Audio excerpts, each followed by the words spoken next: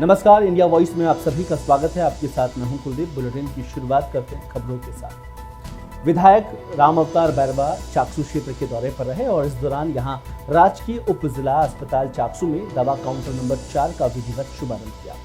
विधायक बैरवा ने कहा कि अस्पताल में सुविधाएं बढ़ाने से रोगियों को अब राहत मिलेगी। उन्होंने कहा कि जल्द ही अस्पताल को नया भवन मिलने वाला है।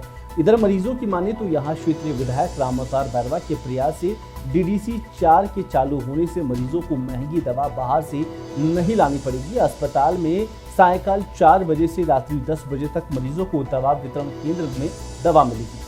मुख्य चिकित्सा अधिकारी PMO डॉक्टर संजय कुमार मीना ने बताया कि मुख्यमंत्री निःशुल्क दवा योजना के तहत यहां आपातकाल दवा काउंटर खोला गया है, जिसका रोगियों को लाभ मिलेगा। इससे पहले विधायक समेत आगंतुक अतिथियों का स्वागत अभिनंदन किया गया।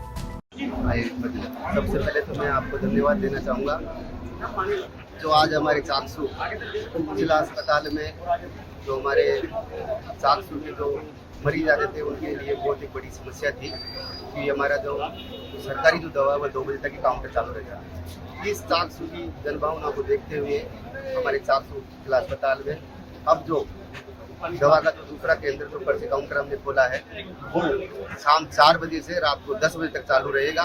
तो जब हमारे चाकसू के जो नागरिक हैं, जैसे मजदूर लोग हैं, किसान वर्ग है, जो भी तो शाम को जो आते थे उनको दवा पूरी नहीं मिलती थी। अब एक बहुत बड़ी सुविधा का हमने जो ये केंद्र जो पर्ची केंद्र खोला है ये चाकसू के लिए बहुत ही लाभदायक है। और जो ये दवा जो पर्ची केंद्र जो काउंटर बना है ये भी हमारा कोई फंड नहीं है, इसमें भामाशाहों के सहयोग से हमारे डॉक्टर साहब ऋतुराज जी और हमारे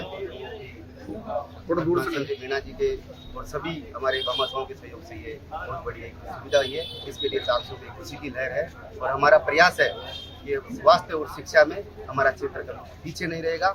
हम सब जनप्रतिनिधि इसके तत्पर हैं। बाड़मेर जिले में हुए रोड हादसे में ब्रेन डेड होने से मृतक के परिजनों की सहमति से अंगदान का आज कार्यक्रम रखा गया, जिसमें 4 बच्चों को नया जीवन दान मिल सकेगा। सोटो आवंटन के अनुसार एक किडनी और लीवर एम्स हॉस्पिटल जोधपुर को और दूसरी किडनी और हृदय SMS अस्पताल जयपुर को आवंटित किया गया। इस तरह 25 वर्षीय अनीता 4 लोगों को नया जीवन देकर अंगदान की इस उल्लेखनीय कहानी की नायिका बन गई है। डॉक्टर ने ऑर्गन रिट्रीवल प्रक्रिया के साथ ही शव को पूरे सम्मान और प्रतिष्ठा के साथ परिवार को सौंप दिया। यह पहला मौका है जब एम्स में किसी महिला के अंगदान किए। एक तो चोरी ऊपर से सीना जोरी, ये कहावत आपने सुनी जरूर होगी, लेकिन इसे चरितार्थ साबित किया है एक ऐसे चोर ने जिसने जयपुर के एक NRI तुलसी केसवानी से धोखाधड़ी की वारदात को अंजाम दिया। तुलसी केसवानी से करोड़ों की धोखाधड़ी के बाद ऋषि फतेहपुरिया ने उनके ही खिलाफ गलत मुकदमा दर्ज करा दिया। NRI तुलसी केसवानी ने कई बार पुलिस के अधिकारियों से गुहार लगाई और उनके वकील मनोज लगातार पुलिस के अधिकारियों के चक्कर काट रहे हैं, लेकिन पुलिस अभी तक इस मामले में सिर्फ आश्वासन दे रही है, ना कोई कार्रवाई कर रही है। अच्छा वकील साहब, क्या पूरा मामला है? क्योंकि इस तरह जयपुर के अंदर में ऐसा कभी हुआ नहीं है ठगी का, क्योंकि जयपुर रत्नों की नगरी कहा जाता है। फिर अचानक ऐसी क्या बात हो गई जो ठगी का आपको मालूम पड़ा? ये देखिए, मैं मनोज शोरान एडवोकेट हूँ और मैं जो है तुलसी केसवानी जी हैं, USA स्थित NRI हैं और उनको रिप्रेजेंट कर रहा हूँ। और उन्होंने जो है जैसे बताया उनके खिलाफ एक यहाँ ऋषि फतेहपुरिया जो है नाम के जो उन्हीं के बहुत पुराने मित्र हैं, उन्होंने मुकदमा दर्ज कराया। और ऋषि फतेहपुरिया ने जो है उन पे ये आरोप लगाया 2023 में कि भाई मैं 2006 से लेके 2022 तक और तुलसी केसवानी जी के साथ व्यापार करता रहा हूँ USA में और उसके अन्य जो कंट्रियों में जो स्टोर हैं उनमें। तो उन्होंने 2022 से 22 तक जो है मेरे साथ निरंतर व्यापार किया है, पैसे का हमारा लेन देन होता रहा है, हमारा सामान का लेन देन होता रहा है। और वहाँ पे जो है ऋषि फतेहपुरिया ने जो है आरोप लगाया कि भाई तुलसी केसवानी ने मेरे कुछ पैसे रोक लिए हैं, वो पैसे दे नहीं रहा है और मेरे परिवार की हालत ख़राब है, इसलिए जो है उन्होंने ये मुकदमा दर्ज कराया।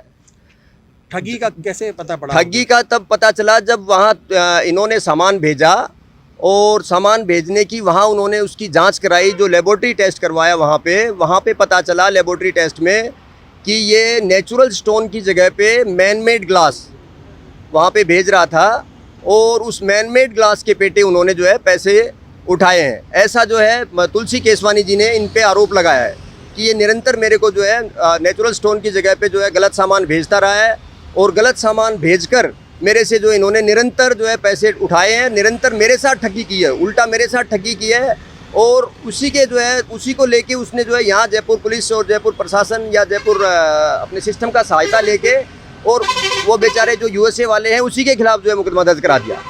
तो अब क्या पुलिस प्रशासन के द्वारा क्या मदद की जा रही है और क्या रूढ़ी आ रही है, क्या दाव पेश आ रहे हैं? देखिए, तुलसी केसवानी जी ने जो है वहाँ जो यहाँ जो एसपी साहब राशि डोगरा जी हैं उनको भी लिखा है, मेल लिखा है, यहाँ एसीपी हैं उनको भी मेल लिखा है, यहाँ जो एसएचओ है उनको भी मेल लिखा है और उसमें निरंतर वो शुरू से लेके आज तक गुहार लगा रहे हैं कि भाई मेरे खिलाफ जो एफआईआर है इसकी निष्पक्ष जांच की जाए। किसी भी तरीके से मैंने किसी भी प्रकार का कोई पैसा इसका हड़प नहीं किया है, उल्टा इसने मेरे साथ ठगी की है, मेरे को गलत सामान भेज के मेरे से ही गलत मेरे पैसे लिए हुए हैं। तो उन्होंने इन पे आरोप लगाया। यहाँ ये कहना है कि अगर उन्होंने जो है अगर कोई बात है तो आप आके मुकदमा दर्ज कराओ। अब यूएसए वाला आदमी अगर वहाँ से आके यहाँ मुकदमा दर्ज कराएगा और यहाँ मुकदमा चलाना चाहता है तो आप पुलिस का कहना है कि भाई उसको आना जाना पड़ेगा। दूसरी तरफ इनका जो ये कहना है कि भाई एक जो यूएसए वालों का गुजरात में सूरत स्थित जो है मिस्टर बालानी नाम का है जो मैनेजर है, जो यूएसए वालों की फैक्ट्री है कोई सूरत में, इसकी ज्वेलरी की फैक्ट्री है, उसमें वो बालानी संभालता है और पुलिस ये इनके इन प्रकारेण उस बालानी के जरिए यूएसए वालों को जो है घेरने का प्रयास करती है, क्योंकि यूएसए से तो पहुंच नहीं सकते, तो बोला जो है उस बालानी को जिस तरीके से कैसे टॉर्चर किया जाए उसको जो है उसको प्रेशराइज करते हैं। और इसके साथ ही 2023 में जो मुकदमा दर्ज था उन्हीं के कंटेंट्स को लेके वापस आपको हैरानी होगी 2023 में जब सारे जो है उसमें एलिगेशन लगा दिए, 2024 में 5वें महीने में अभी वापस एक मुकदमा उसी तरीके का जो सूरत वाला जो मैनेजर है उसके खिलाफ उन्हीं तथ्यों को लेके एक आरोप और लगा दिया। क्या लगता है पुलिस की भूमिका संदेह के घेरे में? पुलिस की भूमिका को मैं संदिग्ध नहीं कह सकता क्योंकि मेरा कोई अधिकार नहीं है मैं पुलिस को जो एक जांच एजेंसी के ऊपर जो है कोई किसी तरीके का वो उठाऊं, लेकिन पुलिस का रुख बिल्कुल नरम है। पुलिस ने कोई जो है किसी जो बाहर जो एनआरआई जो बैठे हैं जो व्यापार कर रहे हैं उनकी जो मदद करनी चाहिए थी पुलिस ने नहीं की है और जो उनके उल्टा उनको धमकाने का प्रयास किया है। आपका नाम और बता दीजिए आप। मैं मनोज शोरान हूँ और एडवोकेट हूँ, सेशंस कोर्ट और हाई कोर्ट में जो है प्रैक्टिस करता हूँ। आप यूएस वालों की तरफ वकील हैं? मैं यूएस वालों की तरफ से जो है यहाँ सेशंस में और यहाँ पे वकील हूँ।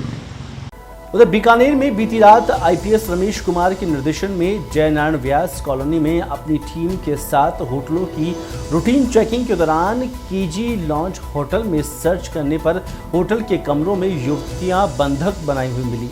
पुलिस को युवतियों ने बताया कि उन्हें जबरदस्ती बंधक बनाकर वैश्यावृत्ति के लिए लाया गया है, जिसमें 6 भारतीय युवतियां और 2 विदेशी युवतियां शामिल है। भारतीय युवतियों को दिल्ली, उत्तराखंड और चंडीगढ़ से लाया गया है। 2 विदेशी महिलाएं थाईलैंड की है और सभी को नारी निकेतन भिजवाया गया है। होटल प्रभारी को मौके से गिरफ्तार कर लिया। फिलहाल पुलिस मामले की जांच में जुटी है। मौके पर पहुंचकर रेड करने वाले आईपीएस अधिकारी रमेश से जाना पूरा मामला और बातचीत की बीकानेर के इंडिया वॉइस संवाददाता के सिंह ने। मरुनगरी बीकानेर में पुलिस के द्वारा एक बड़ी कार्रवाई को अंजाम दिया गया, जिसके तहत 2 फॉरेनर और 6 इंडिया की लड़कियों को पकड़ा है। क्या है कार्रवाई? हमारे साथ हैं इस वक्त रमेश जी, डिविजनल एसपी हैं, बताएं सर। देखिए, कल हमें सूचना मिली थी जेएनयूसी इलाके में एक केजी लॉन्च करके, तो हम जनरल होटल रेस्टोरेंट्स अगर चेक करने गए थे। उस दौरान हमें एक महिला ने परिवाद दिया है कि सर हमें बंधक बना रखा है और हमें देह व्यापार के लिए मजबूर कर रहे हैं। तो इस सूचना के आधार पर हमने होटल्स वगैरह अच्छे से तसल्ली से चेक किया, तो उसमें 6 भारतीय लड़कियां और 2 विदेशी महिला मिले हैं। उनको रेस्क्यू करके हम एडमिनिस्ट्रेशन के साथ कोऑर्डिनेट करके उनको रेस्क्यू किया। साथ में उन्होंने जो परिवाद दिया उसका आधार पर हमने एफआईआर दर्ज किया है और अभी इन्वेस्टिगेशन चल रहा है। और इसी दौरान हम अभी एज ऑफ नाउ 4 लोगों को हमने अरेस्ट कर रखा है और इन्वेस्टिगेशन के दौरान बाकी जो भी अपडेट्स आएगा उसके आधार पर नियम अनुसार कार्रवाई की जाएगी। अभी सर पता चला कि कौन लोग हैं जो इनको बंधक बना के रखे हुए हैं और कितने समय से बंधक रखे?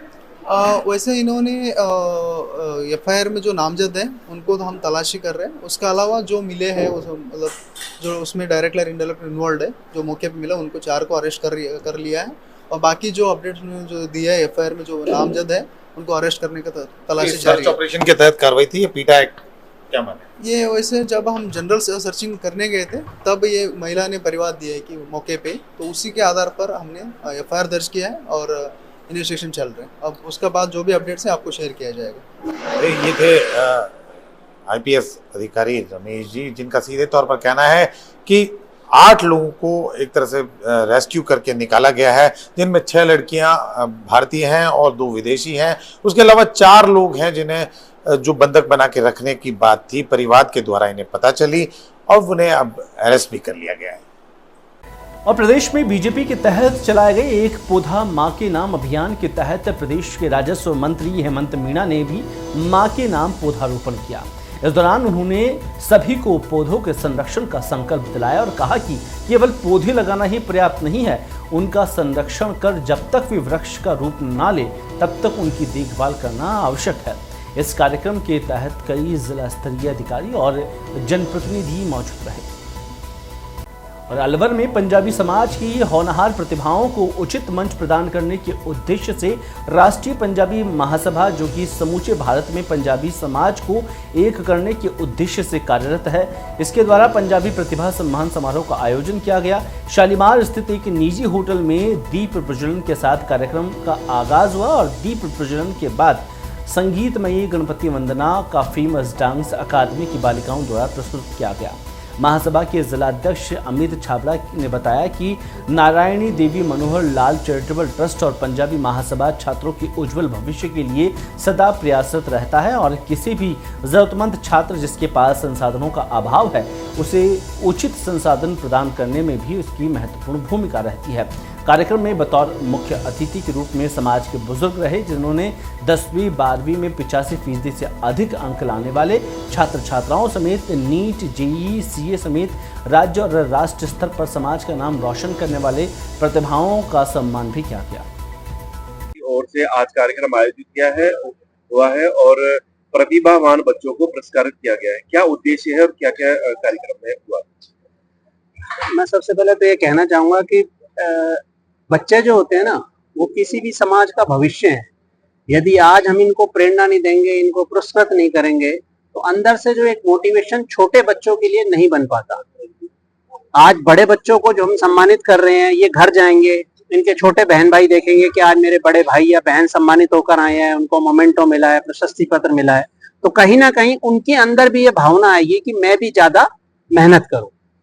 समाज की तरफ से समाज के बच्चों के लिए किया गया कार्यक्रम है और निरंतर रूप से पिछले वर्षों से भी हमेशा होता आया है और आगे भी हमारा प्रयास रहेगा कि समाज के बच्चों के लिए हम ये निरंतर रूप से करते रहे। कितने बच्चों को सम्मानित किया गया? टोटल 82 बच्चों की एंट्रियां हमारे पास आई थी, जिनके अंदर सीए कंप्लीशन की 3 एंट्री थी, नीट की 2 थी, 4 जेईई की थी, बाकी 12th और 10th के थे। 85% से ऊपर वाले बच्चों को सम्मानित किया गया।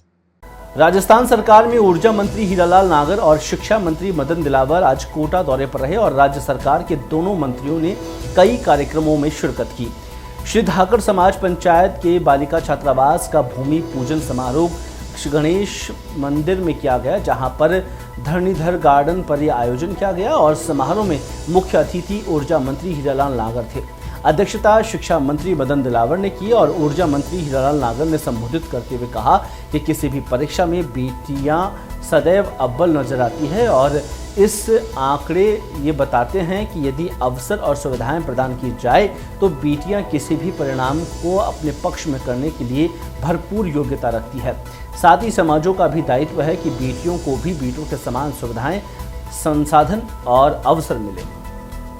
टोंक जिले में देवली अभिशासक संघ द्वारा एसीजेएम और एडीजी कोर्ट खुलवाने की मांग को लेकर किए जा रहे न्यायिक कार्य के बहिष्कार और क्रमिक अनशन के 15वें दिन अधिवक्ताओं के समर्थन में विभिन्न मांगों को लेकर व्यापारिक, सामाजिक और राजनीतिक संगठनों ने संयुक्त रूप से देवली शहर बंद का आह्वान किया, जिसमें शहर के व्यापारियों ने सहयोग करते हुए अपने व्यापारिक प्रतिष्ठान और कार्यालय को बंद रखा और समर्थन दिया।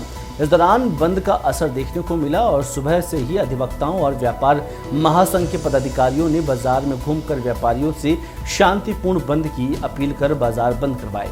शहर ममता सर्किल से जुलूस के रूप में सभी लोग इकट्ठा होकर मुख्यमंत्री के नाम उपखंड अधिकारी को ज्ञापन सौंपने पहुंचे। और फिलहाल बुलेटिन में इतना ही। नमस्कार।